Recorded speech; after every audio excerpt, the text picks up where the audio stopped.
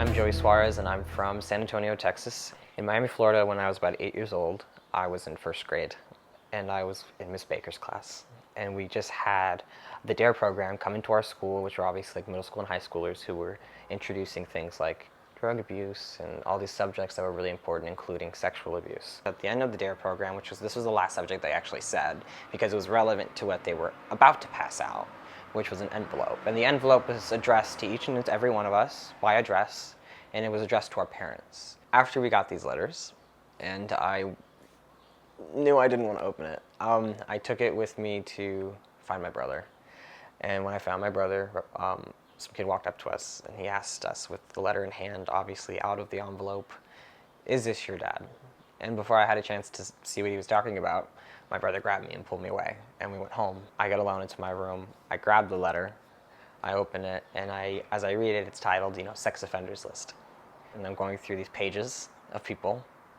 I find my dad's name under Alejandro Suarez. And it's undoubtedly my dad, because well, he looks like me. I didn't know it, but he did. So my sisters sat us down individually and told us what happened. They explained how they forgave him, how they got him out of jail for spending a long amount of time, behind bars, because they were taught in my family to forgive. So when my father who's inside the sex offenders list, had originally went to jail, my mother was left alone with 7 kids. My grandparents from Argentina moved in with us on our beautiful piece of property that my mother lived on and worked for very hard. But my relationship with my grandfather was anything but normal compared to most people with grandparents. My grandfather's relationship is what I was taught in DARE and in school as abusive, as wrong. And how I coped with all those questions in my head was music. I did that for years, and even through all the abuse that lasted daily, hours, middle of the night, there wasn't really a time I was safe, except when I went to music, except when I was at school, except when I had a show, except when I was in rehearsal. That was my safety. When I was 12 years old, my grandfather and I were walking home from school, and I told him, I was like, I think what we're doing is wrong. I think what we're doing is just as wrong as what my dad did to my sisters. And the same way he's not here, you shouldn't be either. And this, what we're doing, is wrong. And I'm asking you to leave. One day, I woke up, and he just wasn't there anymore. I didn't know what happened.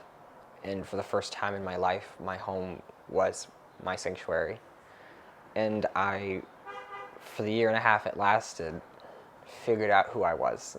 When I was about 14, in 9th grade, San Antonio, Texas, I was picked up by my mom and my 2 sisters in our van, and they started railing me with those really hard questions of, what's wrong? Something seems to be bothering you.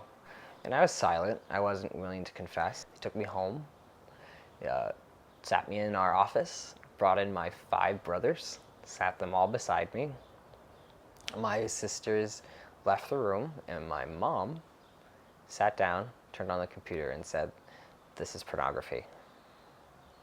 And it was gay porn. Obviously, my mom knew it was me. I said it was me, and I started crying, and they left the room, all my brothers. I took the opportunity to kind of let loose on everything else I had been thinking about. And I told my mom that I had been abused. And when she asked me who, I told her it was my grandfather. And I took myself up to my piano that I had up in my room, this cheap little piano that was my life. And I began to play, and I began to sing, and I felt relieved, and I felt empowered, and I began to cry myself. Music is responsible for saving my life, as dramatic as that sounds, because it was there every step of the way, through the envelope I got in class, through the times I went home, every morning I went to school, every time I went to rehearsal, every show I had to look forward to the day I came out of the closet, to the day my sisters told me that my father had abused them. And to this very day, when we still talk about those things, it has triumphed every moment. It gives me pride, it gives me purpose, it serves as my distraction, it's my home away from home. It's everything to me.